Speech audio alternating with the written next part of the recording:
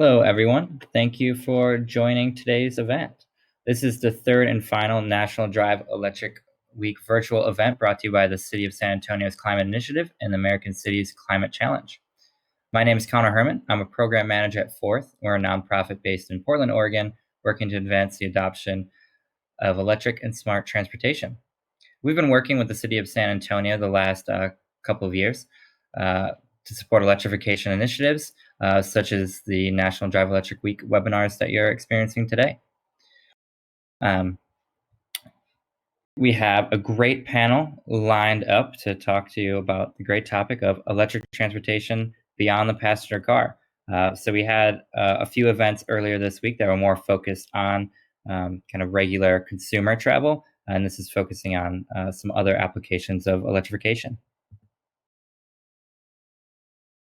I'll remind everyone that there is a question feature that is on the top of your screen that you may use to ask questions to the presenters. And then you can also use the attendee chat as well. We will have some time at the end for a Q&A session to get to some of your questions. And now I'm going to introduce our awesome moderator today, John Bailey, who is a climate advisor with the National Resource Defense Council and has been working with the City of San Antonio. Thank you, Connor. And I just want to say a quick note of thanks to Forth for all your work with these webinars this week. Super excited for this panel today, looking kind of beyond the passenger car. We'll introduce people right away. I'll introduce everybody right now, and then we'll have a program after that. We'll start with Jason Gies, who is the Director of E-Mobility at Navistar. And as anybody from San Antonio knows, super exciting announcement this summer about Navistar opening up a electric truck manufacturing facility here in San Antonio. So really helping to achieve our job growth goals and electrification goals as well. After that, we'll have Sarah Ryan with the Environmental Defense Fund, and she'll talk about a lot of the research she's led on the environmental benefits of heavy and medium trucks. Then move on to Lyle Huffstetler, who is with ACOG, which is our Council of Governments here in the San Antonio region, and he's the Clean Cities Coordinator at ACOG. And finally, Barrett Brown, who's a TNC Electrification Program Manager at Forth, and I think has a lot of really interesting experience as well, running operations for micromobility services in New York and Portland. And with that, I'll let Jason talk.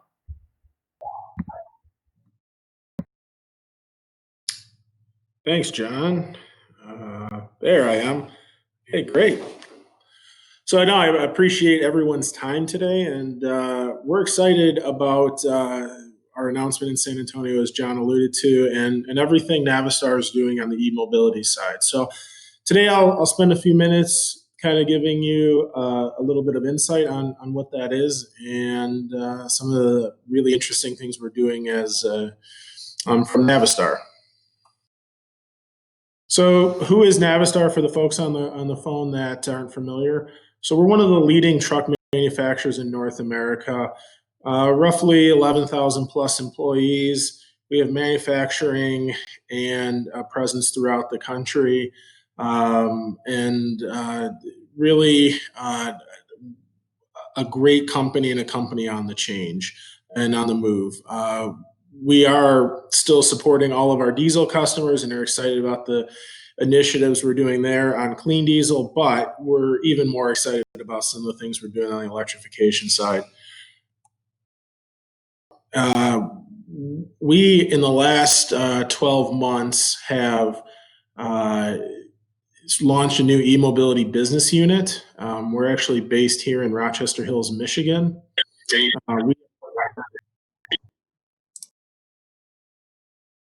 We are focusing on the electrification of the entire Navistar portfolio.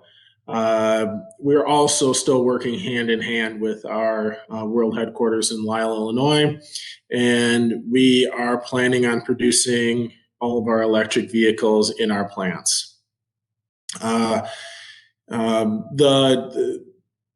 other exciting news is our San Antonio announcement, and we will be building our first electric truck the first truck built in San Antonio will be electric, which is exciting news. Our CEO came out and announced that a couple of weeks ago during our earnings call. Our electric buses will be also built in Tulsa, Oklahoma, right up the road from San Antonio. So we're excited about being in that area of the country and growing in that space. A little bit insight on what we're doing here in Metro Detroit.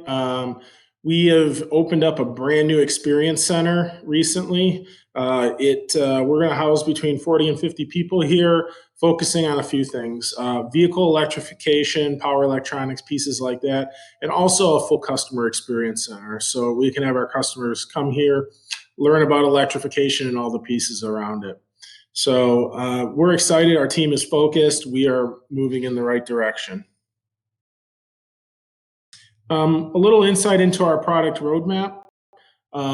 We are taking kind of a stair-step approach to launching in this space. We are validating electric school buses as we speak. We announced our first order, I believe, a couple weeks ago. We're putting a handful of school buses into British Columbia. We've got a couple of other announcements coming after that into some other geographical locations, but we will be delivering units in Q1 of 2021, which our team is excited about. Right behind that will be our medium duty truck. We'll have some announcements on that soon, and then we'll be doing some e-tractor programs with some customers for both full electric and fuel cell. A little insight into our school bus product. This is our initial launch. So we will be offering 3 battery capacities. Texas is actually one of the states we're going to be heading into the next 12 months and focusing on. We're like, again, as I mentioned earlier, we're having a stair-step approach to this. So we're not going into the whole entire country. We're going into focused areas and growing from that. So again, we're really proud of these numbers. We are launching what we believe is the longest range bus with 200 plus miles of range, and a bus that is has more performance and is more competitive than the diesel buses that are on the road today. I think this is my last slide. So the other piece that our team is focusing on and helping our customers be successful is our 5 C's approach. So I'll run through these real quick. Our first C is consulting. So we're helping our customers have a comfort level that electrification will work for them. So we're doing anything from route simulation to helping them find grants in different areas of the country, and other pieces like that. Our second C is our charging. It kind of ties in with our consulting. We are offering charging with all of our vehicles. So as an example, we are putting the buses into Canada. The charging stations for all of those buses through our team is going in as we speak. So the charging will be in 3 to 6 months in advance of the buses actually getting there. And so this has really helped our customers have a comfort level as we're coming in. Our third C is constructing. We are building in our plants, like I mentioned. And again, we're excited about building in San Antonio in the future. Our fourth C is connecting. We will be having connectivity on every electric vehicle we sell. More to come there. We have some really exciting announcements of how we're going to bring this to market, both connectivity on the vehicle and connectivity around the vehicle, including charging. And then our fifth C, and one of the most important ones to me, is our conserving C. We are already putting plans in place for what happens to the battery at the end of the life of the vehicle. We're doing that before number 1 vehicle is sold. So anything from second use applications through recycling, we have those plans in place and we're executing on them today. So it's exciting to see a company that's been building diesel vehicles for over 100 years transition into this, and it's great being part of that team. I look forward to your questions. All right. Thank you so much, Jason. I appreciate it. That was really interesting. And I come from up north as well, so we'll have to talk about snow sports sometimes and how the difference is electrification in the north and in the south. Now we're going to move now to Sarah Ryan with the Environmental Defense Fund. Great. Thank you so much, John. I do want to start with the why. So why are we focused on vehicle electrification? And specifically, why are we focused on the vehicle electrification of medium and heavy duty vehicles at the Environmental Defense Fund? So transportation is now the largest contributor to greenhouse gas emissions. And these emissions are obviously a threat to our climate, which is rapidly warming. Left unchecked, climate change can exacerbate natural disasters, such as the ones you see here. The top left photo is a clip from one of the forest fires in California. And as you know, those have been devastating parts of the West Coast with almost 4 million acres burned so far. The lower right-hand photo is a photo of the destruction caused by Hurricane Laura, which was just one of the hurricanes that hit our coast this year, devastating parts of Arkansas, South Florida, Louisiana. And forecasters have warned that this is shaping up to be the worst Atlantic hurricane season in the last nearly 170 years, other than the year of 2005. So all that to say, we really need to start getting in front of this problem, or, tackling this problem, mitigating the damage it's doing. And the way EDF has chosen to approach that through our vehicle electrification efforts is by focusing on medium and heavy duty vehicles. Because although they only make up about 4% of vehicles on the road in the US today, they're responsible for about a lion's share of emissions that we're experiencing from transportation-related pollution. So all of these medium and heavy-duty vehicles are very high polluters, and with climate emissions from large vehicles on pace to double in the next 30 years, we must act now to get in front of the problem. So I want to talk briefly about life cycle emissions from transportation. So am I still connected? I want to talk briefly about life cycle emissions. So emissions occur all along the supply chain. Most people think of just tailpipe emissions when they're thinking about transportation. However, emissions really start from the production of the fuel source that you're using. Carbon emissions are emitted at each step of the process. Methane is released as well if you're talking about compressed natural gas vehicles. And from the tailpipe standpoint, diesel vehicles are high emitters of NOx and VOCs, which play a role in ozone formation.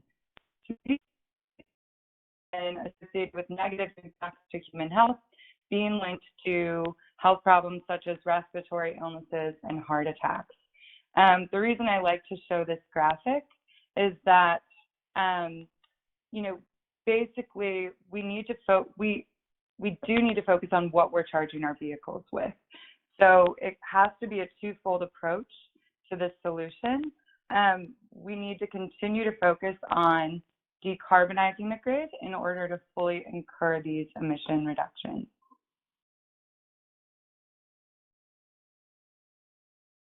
So this snapshot is a map from EDF Hyperlocal Air Quality Monitoring in Houston, wherein we used 2 Google Street View cars and drove over 30,000 miles across 35 different neighborhoods in Houston, measuring all sorts of pollutants, but primarily black carbon, nitrogen oxide, and fine particulates.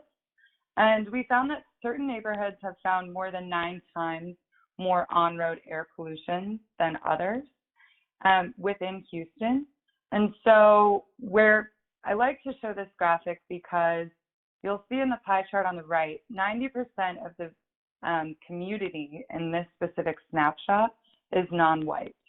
Diving a little bit into the graph on the left, you'll see those red areas are higher nitrogen dioxide concentration, which, as I just mentioned, is linked to negative health impacts. And you'll see that overlaid with the asthma prevalence, which is the darker green in certain areas. And, the reason I really like to highlight this is because low-income communities are disproportionately impacted by transportation emissions, as they are the ones who often live next to these these highway corridors we're seeing and other industrial facilities. So, these individuals are facing chronic illnesses or negative health impacts as a result of this transportation that they live very close to. And it's not just Houston. It's approximately 30 to 45% of urban population in North America live next to a busy road, which means they're disproportionately exposed to this pollution, suffer from a health standpoint, and don't always have reliable healthcare to help them deal with these issues. So the EDF is not only focused on delivering clean energy solutions, but making them accessible to everyone. So that's absolutely a focus for us. I do want to talk briefly, kind of pivot from the doom and gloom to something a little more positive. There is a solution. These are the analytical results from one of our modeling tools measuring emissions impact. So there are three scenarios, the first of which is when you switch, in this case, a transit bus, and we're just looking at tailpipe emissions here, from diesel to compressed natural gas. You're going to see in the dark blue charts, you're going to see a large reduction in NOx, but not so much with other air pollutants that are very detrimental to human health. Whereas if you switch from a diesel or a compressed natural gas to a battery electric, you're going to see 100% reduction across the board, or not across the board, but with the exception of particulate matter. So by electrifying these medium and heavy duty vehicles, we have a unique opportunity to substantially decrease tailpipe emissions and improve air quality.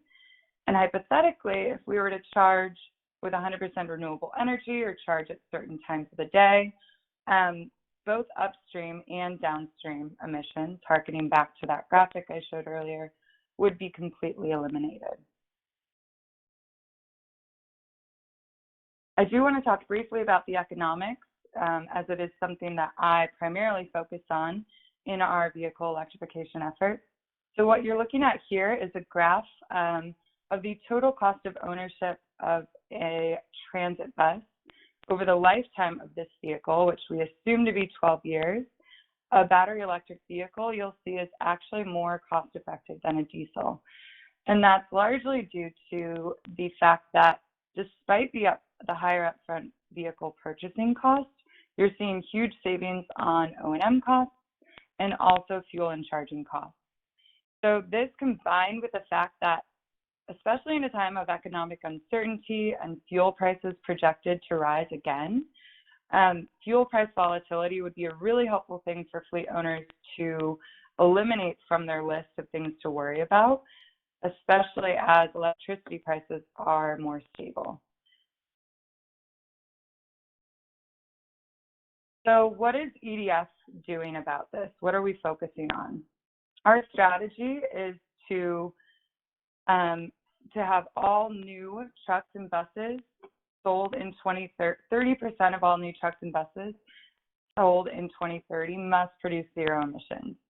So we're obviously acknowledging that from a technological advancement standpoint, certain vehicle types are more readily deployable than others. So you'll see that reflected in this graphic, wherein we have transit buses at a much higher percentage, and school buses, work trucks, regional haul trucks shortly following that. The short near-term case is for higher mileage, return to base operations, which enables fleets to develop the charging infrastructure as they scale the EVs in their fleets.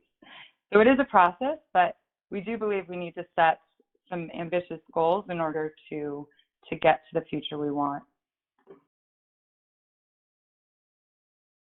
So I do want to talk, I know I started on a pretty heavy note, but I do want to kind of, highlight that we are moving in the right direction, and there's plenty of market data to reflect that. So first and foremost, you're seeing manufacturers like Daimler, Navistar, and Volvo pouring billions into manufacturing and R&D.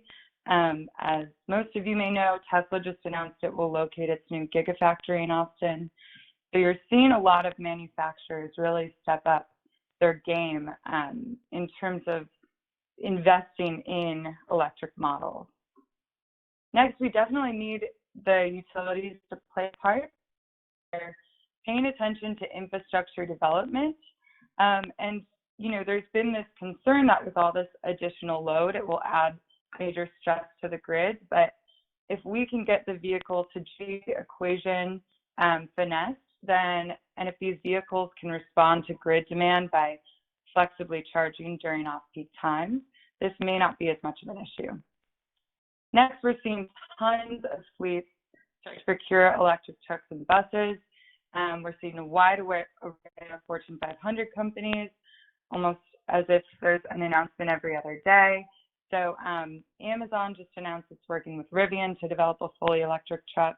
You see FedEx and UPS procuring thousands of electric vehicles. And even rideshare companies like Lyft are committing to be 100% electric by 2030. So this is really doing a lot to drive the market in that direction and kind of pressuring the manufacturers, the charging infrastructure developers to really pick up the pace on that, which is great. Lastly, we're seeing local and state policies encouraging a lot of this procurement. So, for example, most recently, California's Governor Newsom released an executive order that directs moving the state to a 100% zero emissions vehicles future within the next 10 to 20 years. So that's huge. And, you know, all of these are very positive signs that we're heading in the right direction. Just very briefly building off of that, I wanted to illustrate how quickly the market is moving. So this is how many medium and heavy duty vehicle models were on the market in 2016.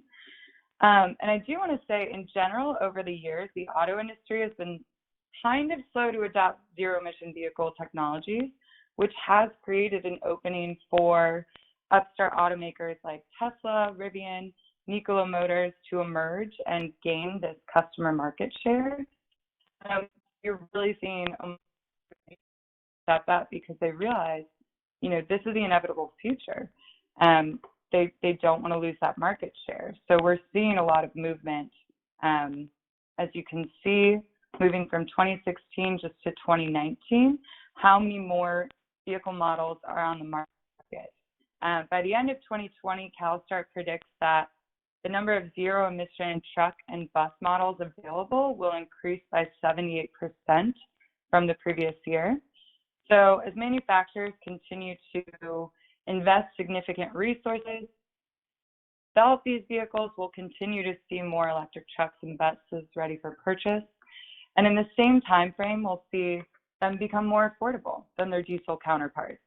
So this convergence of greening the grid, advancing battery technology, and EV affordability will create a tipping point for the clean electric transformation of the transportation sector.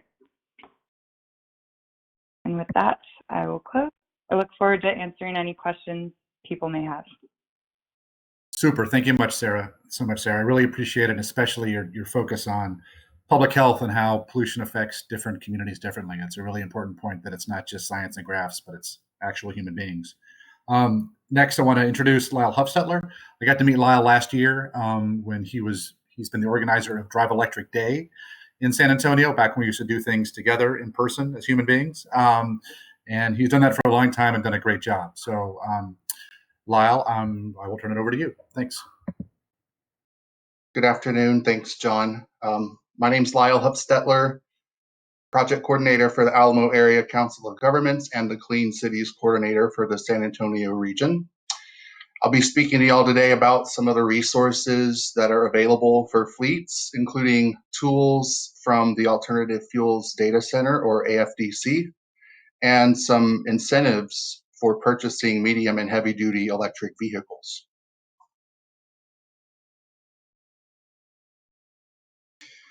So the U.S. Department of Energy operates the AFDC out of their Office of Energy Efficiency and Renewable Energy.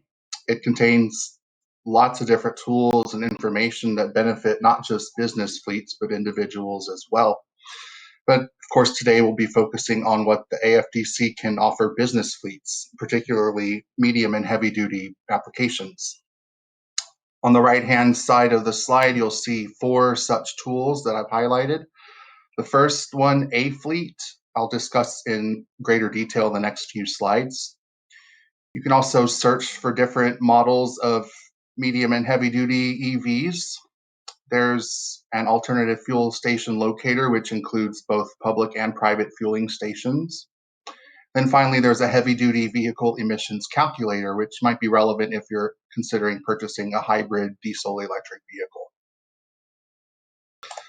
So let's get into A-Fleet. You can see the full acronym at the top of the slide. I'm not going to repeat it, it's a long one.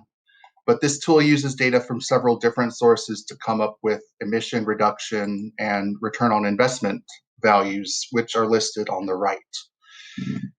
In order to get started using that tool, you'll select the type of vehicle being replaced. And in this example, we're replacing a diesel single unit short haul truck with an electric model.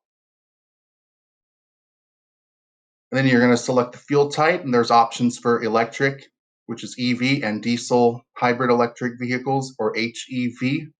In this case, we're going to be going full electric, so I chose EV.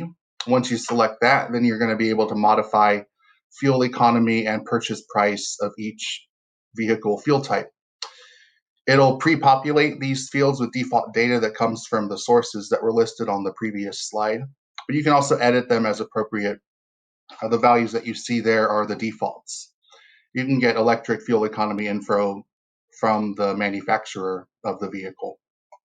And then there's also options to select fuel prices and vehicle options, which we'll explore here. So for vehicle options, you can change the number of vehicles, the annual mileage of those vehicles, and the state of operation. I did adjust the default mileage upward to 30,000. And on the other hand, you can choose the source of electricity. Since we're in Central Texas, I selected Texas Regional Entity, which corresponds to ERCOT, which is the grid that we're on. There's also a map to help you select the correct grid for your location. And then you can also adjust, the fuel prices for both diesel and electricity use, and you can check with your local utility for accurate pricing per kilowatt hour. And then once you've entered all this data, you can then calculate the results. And among the results are a comparison of greenhouse gas emissions with electric and then with diesel. And you might be thinking, why isn't EV emissions zero? Well, as Sarah mentioned, that's going to be based on the sources of electricity generation that your local utility draws from.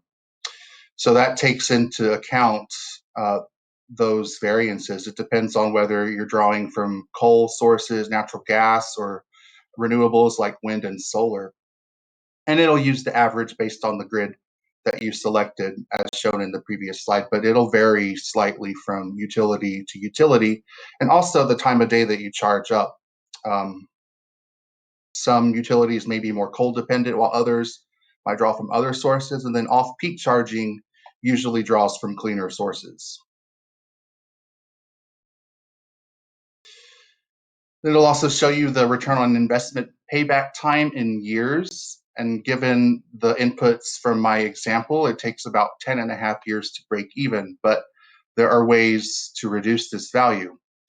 One method, as I mentioned, is to charge during off-peak hours. Electricity usage is cheaper during those times. Then we have other methods that are available to reduce that ROI time, and they can be found, again, on the AFDC website. AFDC has a database of state and federal incentives, which you can search by fuel type and state.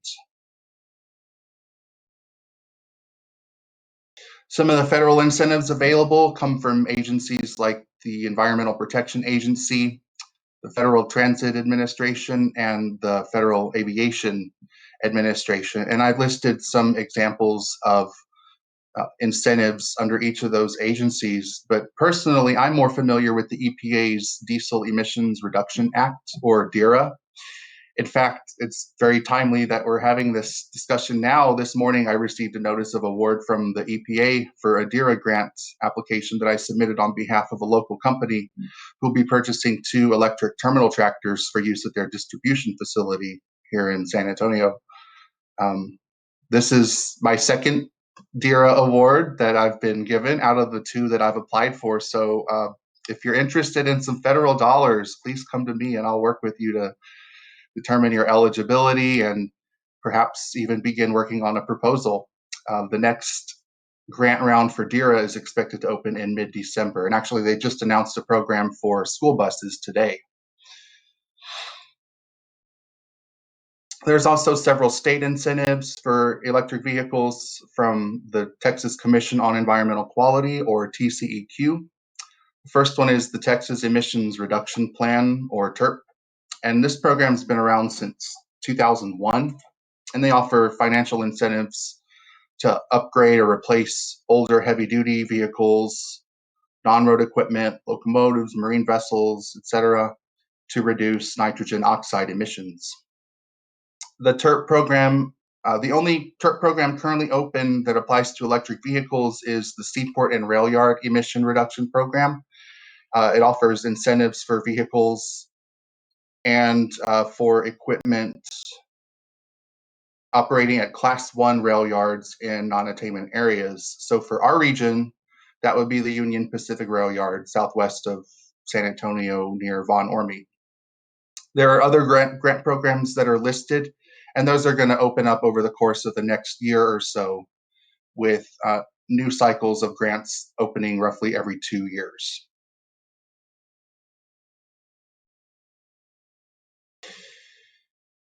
And then there are also incentives for electric vehicles using Volkswagen settlement dollars. There's about $209 million available just to Texas for projects that reduce NOx emissions. In San Antonio, eligible counties are Bexar, Comal, Guadalupe, and Wilson. Right now, there are 3 grant rounds currently open that you can use to assist in your purchase of EVs. That's the Refuse Vehicle Grant Program. There's a Class 4 to 8 freight and port drayage vehicle program currently open. And they just announced a Level 2 zero emission vehicle supply equipment grant round a couple weeks ago for use as workplace charging stations and public spaces. Reimbursement rates for Volkswagen, it varies based on the type of entity that you are. If you're government owned, you can get up to 80% reimbursement. If you're non-government, you can get up to 50%. And then the reimbursement rate will also depend on the age of the vehicle being replaced and the technology being used. And I see a message from Joe, and I thought about this when I was on the TERP slide. There is a light duty vehicle purchase and lease incentive program. Again, that's for light duty vehicles, but it's worth checking out if you're looking for a personal vehicle, electric vehicle. You can get up to $2,500 rebate for purchase of a new electric vehicle. And you can also lease an EV too and be eligible for that rebate up to $2,500. And with that, I will take questions at the end. Thank you so much, Lyle. I love the fact that you said if you're interested in federal dollars, email me. I think you can be confident you will have a full email box by the end of the day. I also want to tell people to please send your questions into the attendee chat. We're going to try to make sure to get to as many of those questions as we can at the end. Now we'll send it over to our final speaker, Barrett Brown. I know shared mobility is a huge passion and interest of mine, so I'm really eager to hear about this. Thank you. Yeah, thank you. My name is Barrett Brown. I'm a program manager based out of Portland, Oregon for Forth, and I'm going to give a kind of brief overview and history and some of the benefits of micromobility. So a little background on Fourth. Fourth is a nonprofit trade association and advocate for electric, smart, and shared and smart mobility. Through innovation, demonstration projects, advocacy, and engagement, we are advancing electric, smart, and shared transportation in the Pacific Northwest and beyond. We have over 170 member companies, organizations, including many global automakers, utilities, and local governments. We're active in 4 main areas. I'm not going to dive into them in too much detail, but industry development, policy advocacy, demonstration projects, and consumer engagement. I think all 4 of these really combine to make Fourth a unique player in this field. So micromobility, it really all does begin with the bike, a vehicle that's been around for about, as we know it, 140 years, and is really, the centerpiece of micromobility systems to this day. So what is micromobility? These are generally small, lightweight vehicles. They're designed for individual use. They're ideal for short distances, particularly in an urban environment. They usually operate below 15 miles an hour. They can be personal vehicles or part of a shared service, such as a dock-based bike share system or dockless scooter system. And they can be both human pedal-powered or electric motor-powered, such as an e-bike or e-scooter. And so a brief history, I find this part pretty interesting myself. The push scooter kind of came around in 1819. As I mentioned before, we have the bicycle with the modern version with the drivetrain that we know today came around in the 1880s, with the first big bike boom being in 1896. And that was actually the result of an economic downturn. And bike sales soared during that time. And I think there's kind of some parallels to what we're seeing today. The Autoped, a gas-powered scooter, saw some pretty big popularity in the teens, and is a great first example of a micromobility option. It's pictured on the right there. The handlebars kind of fold down into the base and make a nice compact unit. First coin-operated bike share system, which is kind of the modern bike share system as we know it today, started in 1995 in Copenhagen. And they launched a fleet of 300 vehicles, and that was kind of kicked off this quote-unquote arms race of bike share that we see today. And the first domestic system started in Washington, D.C. in 2008 with Smart Bike. And if you fast forward 12 years from there, you have Citi Bike in New York City, the largest bike share operator in the country. They've done 100 million rides, and they have over 1,000 stations on the ground. So a pretty dramatic upswing in numbers. And some of the micromobility options today, I mean, this is a field that changes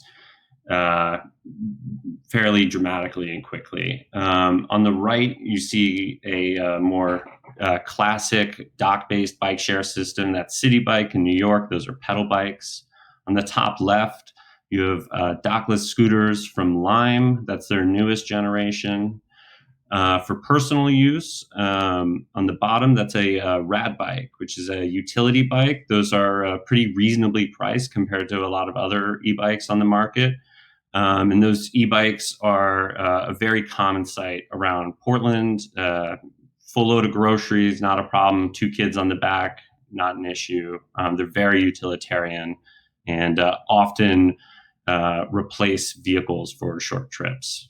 And then you kind of have your minimalist version up top for those who like to live life on the riskier side of things. Although I will admit, I don't personally own one of these, but it's kind of hard to argue with a platform that is that small that can take you miles across an urban landscape. And again, it's small enough you can just pick it up and bring it into your apartment or your office. You don't need to worry about locking it up or keeping it outside and theft or anything like that.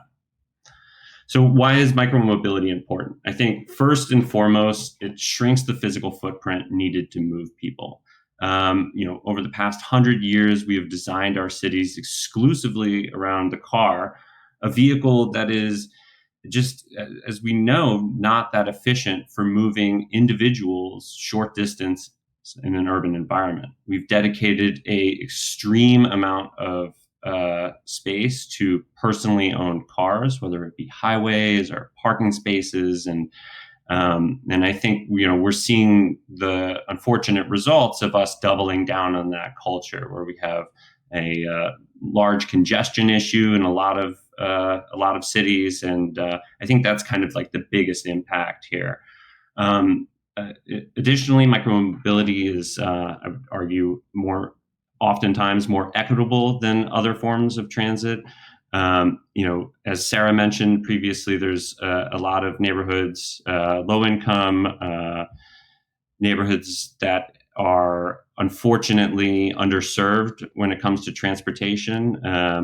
There's often not great bus lines or trains or subways and everything in those areas. And these fleets of micromobility vehicles can be very easily deployed and kind of, obviously not fix a lot of the issues that the transportation issues that these communities face, but I think they can certainly help level the playing field a little bit. They dramatically lower carbon emissions. Obviously, the more people that we're able to pull out of cars for short trips and put onto vehicles such as e-bikes, bikes, or scooters, it's obviously going to be less carbon emissions. They're enjoyable. There is, I would argue, nothing more miserable than commuting in traffic day after day after day. And that could also be on a bus in mass transit. New York City's subways are chronically overpacked now. And for me, when I was living there, the best decision I ever made was changing my commute to a bike. It really transforms how you view your city. And these vehicles work well when they're layered with other transit options. I kind of hinted at this earlier, but obviously a subway, train, tram, streetcar, bus, those routes cannot be placed everywhere. And, cities have often struggled with how to bring people into those hubs. And I think whether it be an e-scooter, e-bike system, or bike share, those are flexible enough and, again, easily deployed that they do a great job at giving people access to those transportation hubs. And that's kind of what we refer to as the first mile, last mile problem that a lot of cities face. So some of the emissions benefits, I don't think this will come as too much of a surprise to anyone, but on the right here, we kind of have a graph that goes over carbon emissions efficiency. All the way at the top there, you have walking, obviously zero emissions, and all the way at the bottom, you have a short haul airplane. So obviously close to walking, we have our bikes, e-bikes, e-scooters. I like the electric buses up there. But I would like to call your attention down to the bottom, where an airplane is only second in terms of inefficiency to a gas-powered car. And I think that's something that needs addressing given the crisis that we're currently facing. So I think these vehicles can provide a great solution to a lot of transportation related emissions issues. And as I mentioned before, micromobility has huge potential with equity. Again, Sarah mentioned people of color are most likely to be exposed to tailpipe emissions, again, due to the infrastructure that we have installed for our personally owned cars. A lot of low-income neighborhoods of color have been relocated entirely or cut in half by highways. They are often underserved by other forms of transit. And again, I think these vehicles, whether they're whatever part of the system they come with, can really provide a step in the right direction for these communities and help level the playing field. Some other equity considerations, all these services are run by for-profit companies. And so it's important to remember that when they're coming to your city, that they're not going to automatically deploy these vehicles in neighborhoods that need them the most. And I think that's where your local Department of Transportation can really do a good job at advocating and requiring for these companies, such as a scooter program, requiring them to deploy a certain percentage of their fleet in these equity zones. And there's an example of that on the right there. That's a Portland map with a Biketown service area expansion outlined in orange. Those areas are traditionally or historically underserved. And just a quick note on micromobility during COVID. I think as chaotic as the past few months have been, if there is a silver lining here, it's this. It's e-bike sales and regular bike sales for personal ownership have skyrocketed. Seattle-based Rad Power Bike, which I showed in the previous slide, they've seen sales increase 297%.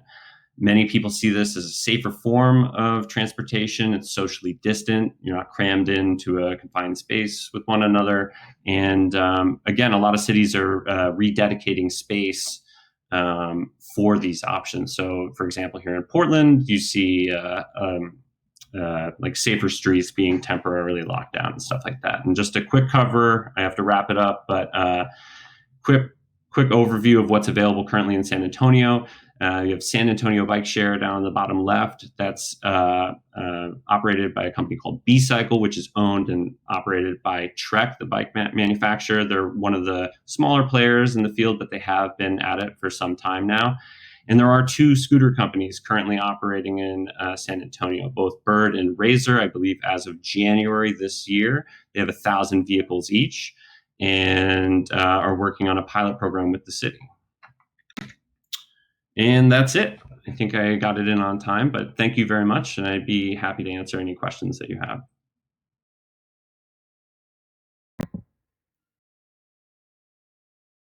Thank you, Barrett. That was great. I just say a quick thing about San Antonio Bike Share, which I'm a giant fan of and have worked with them a little bit. And I know that they just got some electric bikes about last year, and now it's up to 50% of their whole fleet they have, and it's been their lifeline, frankly. I mean, a lot of these municipal nonprofit services have had a real challenge, and that's been their greatest success have been the Z-bikes as well. So it's really improved their service tremendously. Connor, should we all get on now, or should I ask questions? Yeah, let's go into the Q&A session. Everybody can turn their camera back on and then go ahead and start with your questions, John, and then some of the audience questions as well. All right. Thanks, everybody, and thank you for people sending in your questions. Feel free to send in some more. I'll try to get to as many as we can. I'll start with actually a question I share with Reynaldo asked it as well, and I think Reynaldo has been on some previous webinars this week, so thank you for being a friend of the show, Reynaldo. I think this is for Jason and Sarah, but others can chime in. What can the public sector do? There's like a variety of technological hurdles, but what do you think the public sector can do to accelerate the movement towards electrification of heavy and medium duty vehicles? And I'll start with Jason.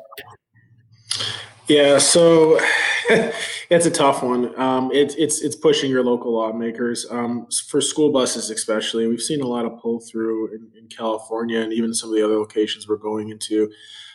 You're hearing it from all the way from the parents level. On the more of the commercial vehicles, it's a tougher pull through because if they don't affect you every day, it's a hard thing. But pushing for legislation is a big one to help make it easier.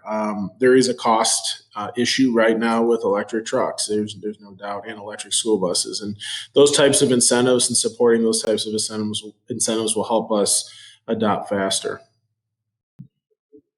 Okay. Sarah, do you have anything to add, or? Yeah.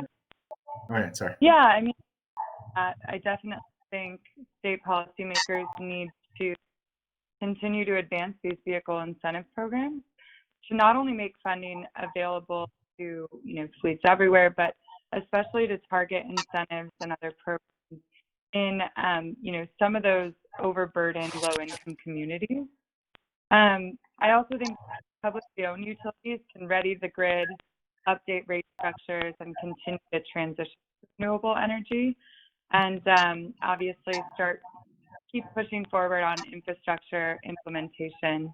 But yeah, I think it's important that lastly that states kind of develop those ambitious targets and programs that we're seeing in certain states around the country to really push people towards those vehicle electrification goals. Yeah, a little more added to that, John. One of the things that we've seen work is combining those types of initiatives together, making sure that both the charging and infrastructure pieces and the vehicle funding are tied together is been a success. We did that in Canada. It was one big program, and it's let the customers be successful. We're seeing some of it in California, but it's much harder to combine them. So, putting those incentive pools together, work one big one big type of program, it really helps. The other thing is we need to stop with the onesie twosie implementations. There has to be room for growth and push for growth above that.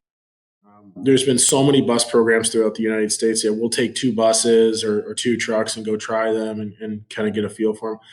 That doesn't help the truck makers out. We need to have some level of scale. If we can have scale and in line of sight to scale, we can grow faster, we can get our costs out, and we can get these vehicles into customers' hands. Okay. Thanks. So we're going to go from that up high policy question to a couple of questions way deep in the weeds. What is the ROI for school bus solar charging, for solar panels on school buses? And I think generally speaking, they're looking at the what is the future for charging via solar panels on buses? That's a tough one. I was going to say, I can take it from our side. We've done some analysis on it. We just can't get there. I mean, school buses are a fairly inexpensive vehicle if you compare them to other commercial vehicles. So I don't know how you can get there at this point. I mean, from a charging perspective, we're offering AC and DC charging. A lot of our customers are choosing to do a lower cost AC installation because their vehicles sit for most of the time. So I think it's hard to over the life cycle of a bus to justify it at this point. But I mean, it's something we're monitoring as the OEM. And let me just say a quick thing. I think I maybe got that a little bit wrong. I got a correction from the author. He was talking about solar panels actually in the bus garage, not necessarily on the bus. Oh no, that's a totally different conversation. Yeah. So many of our, depending where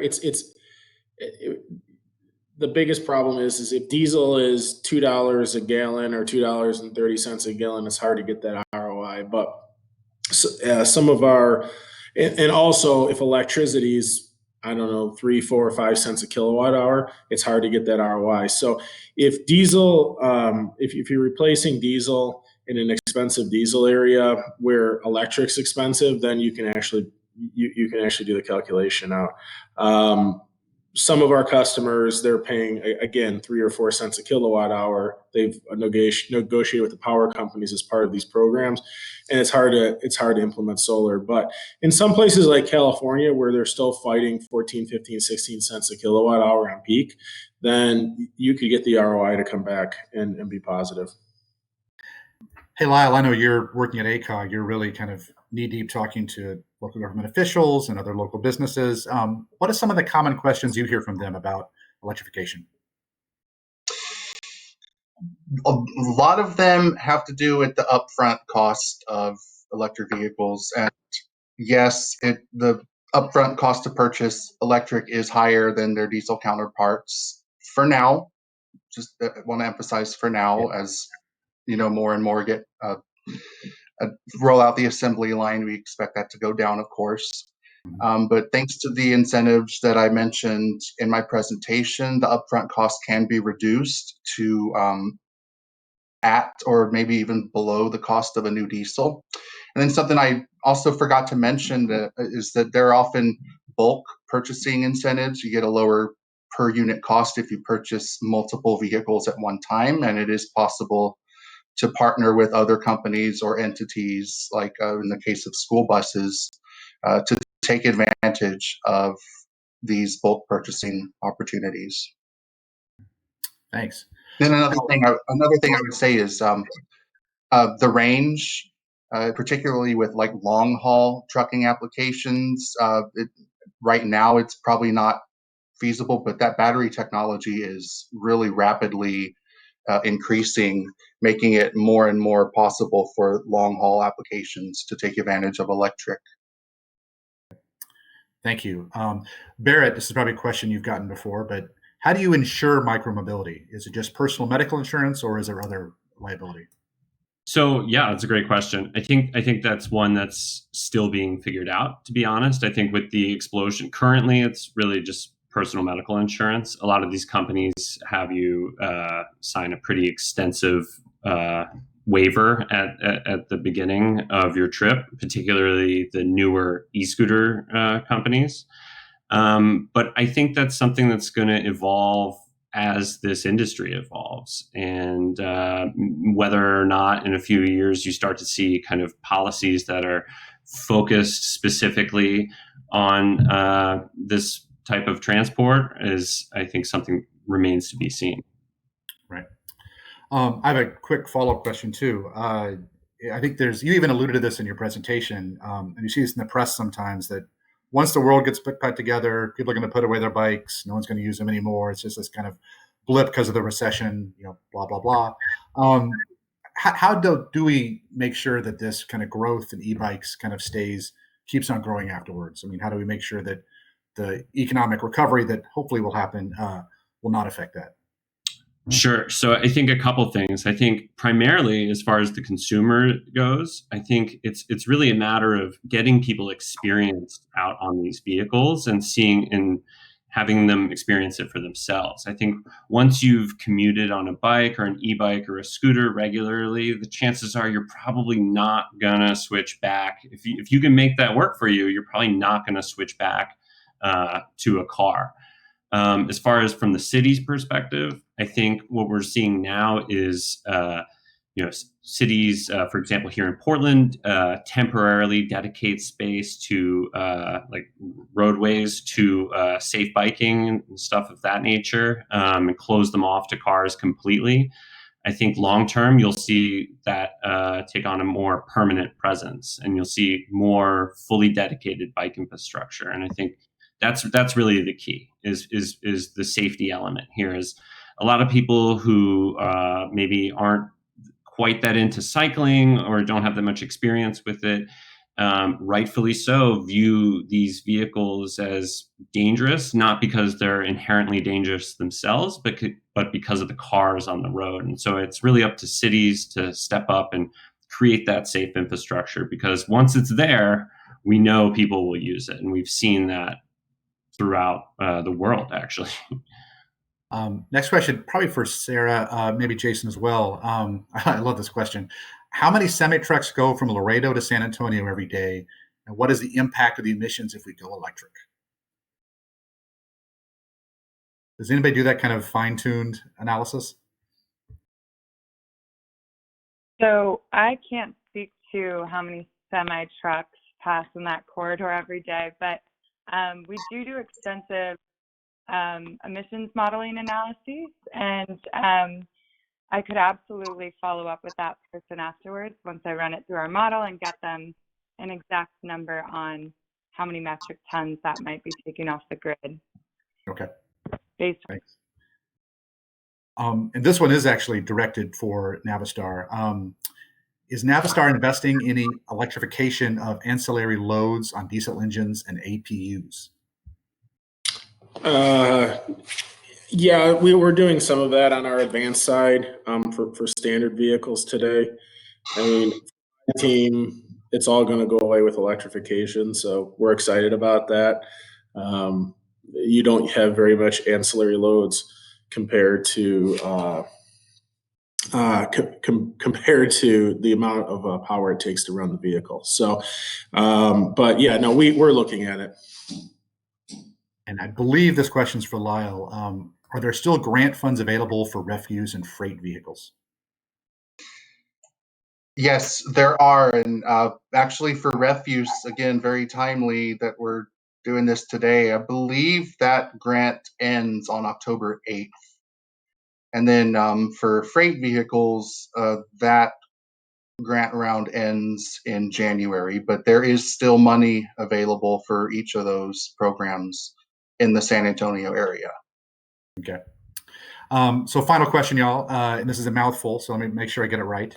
It strikes me that heavy duty in many roles, like excavators and cranes, etc., would have almost no, quote, idling load between times they're actually working, i.e. like how diesel setups constantly run the hydraulic pumps and such. Reasonable? Anyone have a shot at that? I think the question is asking, is that a reasonable presumption? I think it's reasonable. Yeah. Okay. All right, y'all. Well, I think I really appreciate everybody's time doing this. I learned a lot from the panel personally. Connor, is there a final slide where we have everybody's contact information, or would you put that in the Yes. in the slide deck? There you go. And I know myself, I also want to quickly thank San Antonio's Office of Sustainability, and they've been the people really leading the electrification work in San Antonio for the last few years. And thank you to Lyle with ACOG and to Forth. You see my email there, jbailey@nrdc.org. Any random questions you have, please let me know and I'll find the right person to send it to. And with that, thank you. Have a good afternoon.